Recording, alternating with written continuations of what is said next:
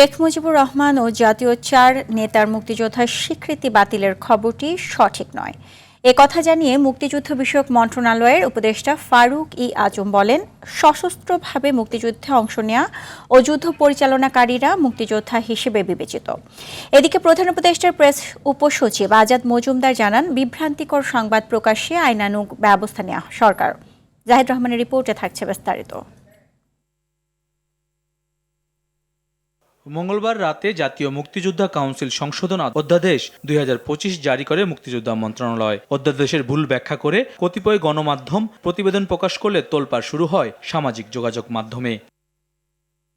অধ্যাদেশের ভুল ব্যাখ্যা করে কতিপয় গণমাধ্যম প্রতিবেদন প্রকাশ করলে ভুল তথ্য নিয়ে তোলপাড় শুরু হয় সামাজিক যোগাযোগ মাধ্যমে। মুজিবনগর সরকার তো পুরো যুদ্ধটা পরিচালনা করেছে, যুদ্ধ ডিজাইন করেছে, যুদ্ধে কারা যাবে না যাবে সেটা পরিচালনা করেছে। শেখ মুজিবুর রহমান ছিলেন, সৈয়দ নজরুল ইসলাম সাহেব ছিলেন, তাজউদ্দিন সাহেব ছিলেন, মনসুর আলী সাহেব ছিলেন, কামরুজ্জামান সাহেব ছিলেন, খন্দকার মুস্তাক সাহেব ছিলেন।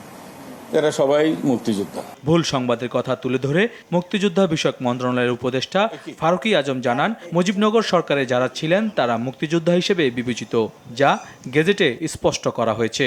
সর্বাঙ্গীনভাবে এইটাকে মর্যাদাশীল করা হয়েছে।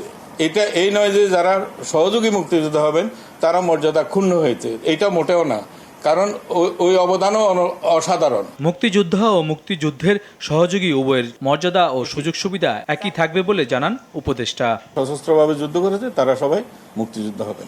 এদিকে ফরেন সার্ভিস একাডেমিতে প্রধান উপদেষ্টার উপপ্রেস সচিব জানান, মুজিবনগর সরকারের থাকাদের মুক্তিযোদ্ধা তালিকা থেকে বাদ দেওয়ার সংবাদ বিভ্রান্তিকর। ভুল বিভ্রান্তিকর সংবাদ প্রকাশ করেছেন।